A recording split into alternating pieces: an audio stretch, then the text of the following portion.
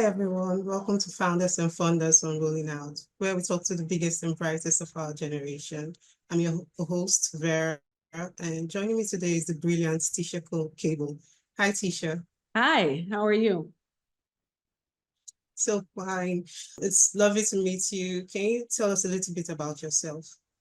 Sure. So my name is Teasha Cable. I am the CEO and co-founder of CModel Data Inc., which is a decision intelligence company. We have a unified platform that takes fragmented decision making and turns it into a trackable, learnable system. So I'm a bit of a data buff myself. I love data science and data analysis. And I just want to say I'm really, really impressed by what you've done so far. So what market observations or personal experiences drove your decision to become a founder, especially as a Black woman? Yeah. So the market conditions are the problem that we solve around fragmented, siloed decision making is really something that has deep impact on people's ability to grow their business. So most people end up with stagnant strategies, their business core strategy is not necessarily sound. So therefore the nested strategies aren't sound. And then when a business doesn't grow, nor does the economy. So economic development opportunities end up falling by the wayside because they don't have good quality information about, whether or not a business is or is not successful. And then when a business isn't, what do they actually need in order to be more successful? So without that core set of information, then the decision-making landscape is often barren, right? And it's barren in ways that have real impact on whether or not people get the things they need within the economic landscape. Mm-hmm. So can you share 3 key insights from your experience on building CModel data, how this shaped your decision-making framework? Sure. So the very first one is that often what goes missing in the decision-making process within an organization, which is any group of people coming together to do something, is trust. And so without that trust, then most people are really stopped at the door. So we believe that transparency in decision-making is important. You don't have to spell all the beans, right? Spill all the beans in one place, but you certainly need to make sure that the right amount of information is available to people up and down the spectrum at the right time. And that's really our ultimate goal, is to make sure that that information is present. So that's one of the things, is that trust is very important. Trust can boost employee morale. Trust can align people to whatever your purpose and your mission is. But a lack of trust can make it so strategies never get implemented properly because people don't necessarily trust or believe in the outcome. And so it's really important that trust is ultimately established up front in any decision-making process. And then the next step after that is alignment around what the outcomes and the actions are. And so you need a baseline of information that comes together to create that alignment. So if I know how much time something is going to take for me to do, and when I expect to actually see value on the thing I'm going to do, it's going to be much easier to align people around my decision to do that. When that information is not present, then it's a little bit harder. So really, it's the openness and willingness to communicate details that one might not otherwise communicate that becomes a big part of improving decision making. So can you walk us through your journey from Silicon Valley beginnings to your current position leading CModel in Birmingham, and what each geographical location has brought to your business, each unique thing they brought to your business? Yeah, so I think we've moved recently down to Birmingham. Yeah. Yeah, so I'll start with, so I had a fantastic career before I started CModel. I've been everything from a VP of business operations, revenue operations, a VP of biz dev and product strategy. I worked at Singularity University for a number of years, helping large companies not be disrupted by exponential tech like AI. What I have learned in all of that work is that there's often opportunity, that needs to be identified. And sometimes opportunities can be found in places that you don't necessarily think about. And my move to Birmingham is an example of that. I did not expect or know that I'd find the midst of opportunity that I've found in Birmingham for my company when I came. I came originally for investment in our company from Alabama Futures Fund. But what I found is not just a community for my company to grow, but pathways, right? So there's a number of mid-sized businesses here in this area. There's a geographic connection to Georgia and Louisiana and Tennessee, places where we can sort of expand to at the right time. So kind of taking the Southeast region kind of as a whole and being in proximity to that. So when you think about growing a business, there's like a number of factors, and if you have a strategy that is where you want to get to know your customers and you want to be able to identify what their problems and opportunities are so that you can effectively help them, which is something that I seek to do, being in a place like this has helped versus where we were in California. I, of course, love California. I was there for a long time. I appreciate all of my experiences there, but I do feel like in this particular region, we're able to have a significant impact, and specifically in ways where we're able to contribute to the processes that they're running around economic development right here in Birmingham. So you mentioned identifying your community's problems and helping solve them. So what strategies have you implemented to identify and capitalize on market opportunities that others might have overlooked in the non-traditional tech hubs? Yeah. So I think when I think about the market opportunity that we are leveraging, it's very specific to a place that I know. So the problem is a problem looking beyond the problem. So the first thing is like my TAM, SAM, SOM, you think about a company, you have to put together, who are you targeting and how many people are there? It's very specifically drawn to people who are paying to solve a very specific problem with lots of different tools and lots of different people, including management consultants and a number of other folks, right? So when I look into how people spend their money to solve this problem, that's where I found where CModel can come in and drive a very specific result to help people to navigate through, how do I grow my business? But it's not just a machine telling someone what to do. It's just putting the right information in front of them at the right time. So our market opportunity is really drawn by how people, the level of pain that people are experiencing, trying to sort of slush their way to growth and not being successful, by the way, right? The level of, when I think I read this in the Harvard Business Review, that if companies, and they're not the only ones who have written this, but when you take inflation into account, most companies see little to no growth. Right. And so you have to ask yourself, why is that? Well, it's because when you're trying to answer the question, what do I do to achieve my goals and know why? It's incredibly complex. And that level of complexity either leads to picking the wrong things or picking the wrong things at the wrong time. And so you ultimately must solve this problem in order for us to change that very specific dynamic, which is companies don't actually grow. And that means that if a company isn't growing by, let's say I'm not growing in the number of people, I'm not growing my revenues, I'm not growing my market share, it also means that companies aren't moving from one stage of growth to the next. That means that my companies that are in a survival stage aren't necessarily moving to a high growth stage where they find product market fit and then they can just kind of boom, boom, boom. That means that my growth stage companies aren't moving to being really mature companies. And that means that my mature companies aren't moving to exit, not at least successful ones. And so if I'm not helping a company to manage through that process, then ultimately this whole concept of taking advantage of a market opportunity, I mean, that's kind of where I see us taking advantage, but I feel like it's the development of a whole space.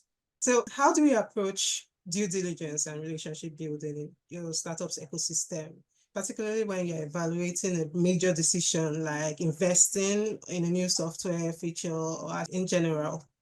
Yeah. So when I think about due diligence, I think for my company, it's just keeping our paperwork straight. I don't really, other than when I am in the process of seeking investment and things like that, we go through due diligence process. I guess I'm not necessarily connecting the question clearly, but if I had to say, how does CModel approach due diligence, we actually, Okay. as a solution, can help organizations to qualify, where a company is on their growth journey, and then utilize that information in a due diligence process. So if a company says that they're in growth stage, then there's certain things that ought to be true about that company, certain metrics that ought to be in a certain place. And our solution has the ability to look at that company's data and information to determine whether or not that is true. And then when it's not, be able to appropriately match them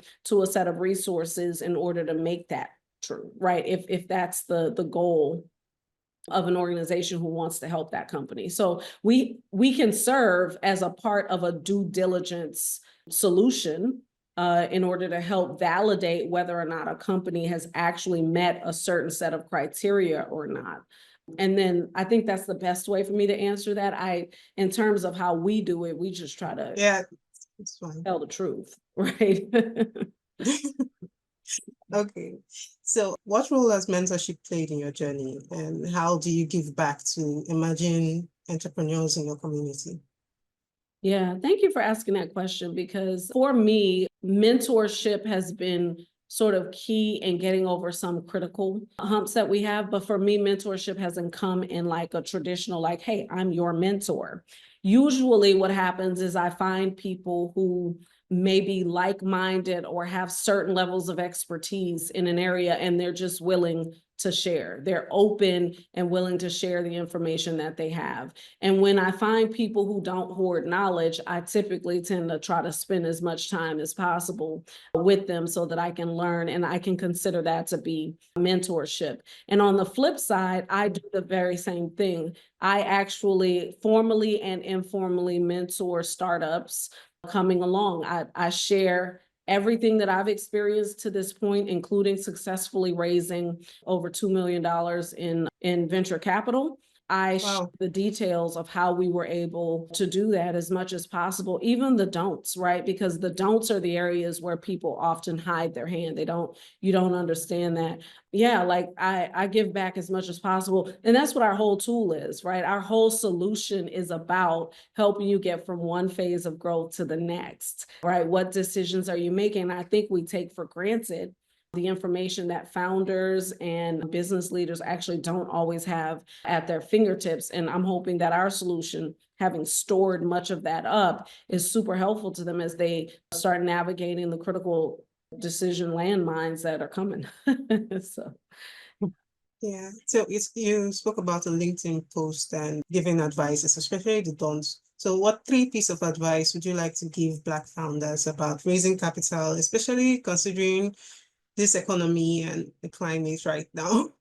Yeah. So what would you like to advise emerging tech talents? So my first piece of advice is to build a solid core business strategy so that they can capitalize their business with revenue where necessary, and not right, and not just be reliant on the idea of raising venture capital, because 1% of any company is ever going to get venture capital, and 1% of that 1% will be Black, and then 0.1% of that 1% will be Black.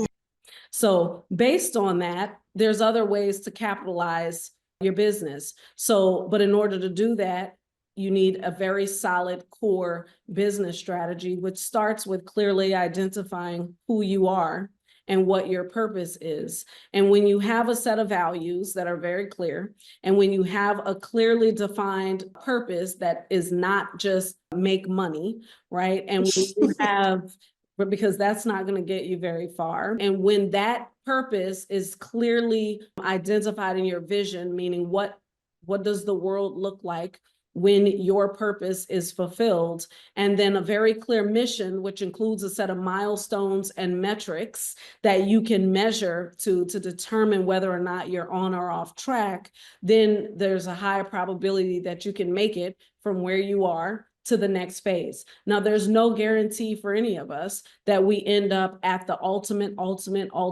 finish line, which is a company that's worth $1 billion, if that's your goal. That doesn't have to be your goal either, right? But the goal would be to build the best business that's the best reflection of your gifts and talents and what you bring to the world, where you can put your passion in front of it, and your passion being that thing that you're willing to learn about all the time, at any time, and dig into it, and nothing will stop you from going for it. And your ability to work hard, because nothing comes free and easy to us. These are all my advice points, because a lot of times we think that we're getting into the sexy world of entrepreneurship, and it's not that. Right? It's not. If you were going to work, you're going to work 10 times harder. And so get your mind wrapped around. That's why there's very few people who are actually successful at this, right? Because it takes a certain mindset, but that mindset without a stable foundation of a core business strategy is also worth nothing. So that's my view. And when I'm saying core business strategy, I'm talking about from your values, your mission, your vision, right? Those things are just so foundational. A financial model, right, is foundational. Understanding who the market is that you serve and the personality of those folks is very important. So those are the things that I would advise, and then go for it. And I wouldn't, and without fear, because fear will set you back. It'll stop you from achieving all the things that are possible for you along the way. So those are the things I would say. Yeah, fear has held more people back than it has actually let people do what they are meant to do. So how would you measure CModel's impact beyond financial returns? Yeah, so our goal here is to build outcome-focused visionaries so that people will create more opportunities for other people. So our impact is going to be measured by how many businesses live long enough to make additional impact on things that aren't just tied to money, right? How many businesses have employees that are able to give back, not just of their money, but their time in their communities? How do you grow to a future of work where that's possible, where work can be redefined, right? I don't just have to work in a business in order to be doing work. When that future is there, because we're focused on outcomes and focused on that the things that we're doing are intentional and purposeful, when we get to that point, then I believe that CModel will have done its work. When we set our vision, I didn't set my vision believing that I'd see it in my lifetime. So we're taking it step by step, right? And hoping that the work that we're doing today will lead to those outcomes in the future, even if that's a future that I don't get to experience.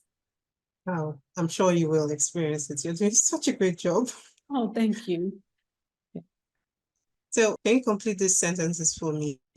The future of entrepreneurship is? The future of entrepreneurship is knowing that when all the repeatable and mundane tasks are taken away and done by artificial intelligence, the only thing that will be left is to constantly create something new. And that creating something new will come from human perspective. So the future of entrepreneurship is honing your critical thinking skills and your problem solving skills so that you can take what looks like it is solved and optimize it and optimize it and optimize it. So creating something new from human perspective. That's where the future of entrepreneurship will remain. I like that. So building a sustainable company means know your numbers. First, it means have a solid business strategy, core business strategy. Know who you are. The second one is know where it is that you ultimately want to go. And in order to do that, you have to know your numbers. So that's That's what I believe building sustainability is all about.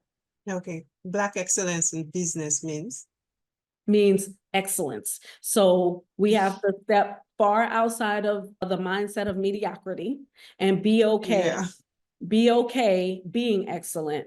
And that always means optimizing whatever experience that we're having. So if we're working hard, we're not just working hard in,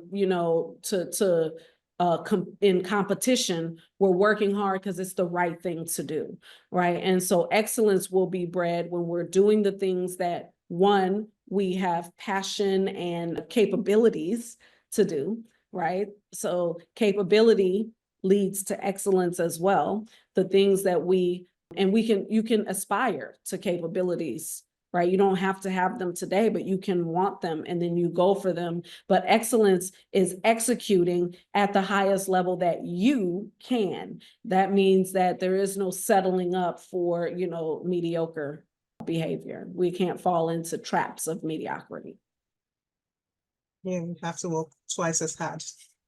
Right. But not in, so I'm glad that you said that, right? Because it's true. And I often tell people you don't get to a certain place in your life without, especially a Black woman, not working harder. However, when I come back and look at my life today and I think about why was I working twice as hard? I'm not working twice as hard for any person. I'm working twice as hard because it's the right thing to do.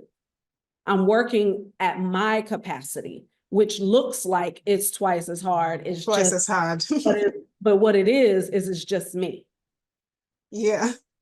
Right? Yes. It's how I was built. So I'm not doing it comparison or to compete or to, right? And so if I look at what is working hard, and that's the mindset that I often think goes missing in entrepreneurs and people in general, is if we stop comparing ourselves and start thinking about who am I, my who am I leads to this person who works her butt off. I don't work my butt off for anybody but me and the Lord. Yeah.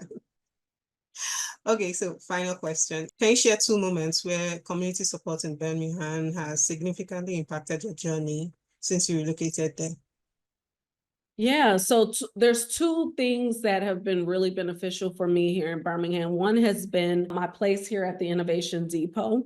So my offices are in a building called the Innovation Depot, and they've done a really great job here in Birmingham and really bringing tech companies into a space and then giving them resources to really help them to move along through that journey that I kind of keep talking about. The second thing that's been super helpful to me is our connection and proximity to the economic development arms of the city itself, because we're helping businesses. It's been really nice to know that the city in itself wants to help businesses, so their initiatives are supportive. There's also a partnership that CModel has developed with Prosper, and it's also, which is in partnership with Regions Bank, where we've been able to produce our tool in order to conduct a census of Black businesses in Birmingham. And that has been, really a useful experience for us and really helpful in kind of seeing and understanding where businesses are and knowing that our technology is in the back sort of powering how this data is analyzed and collected. And then the last one is we recently are starting a cohort with 2150, which is connected to Miles College here in Birmingham. And in that program, we're working together on health initiatives and data, building a decision intelligence knowledge center right here in Birmingham to help students to work on what does the pipeline into workforce development look like, and helping students look at data and information and how that will help them to determine their learning pathways and also career pathways. So there's a number of things that, because we're here, we've been able to put our hands on and start to be able to work on. That's wonderful.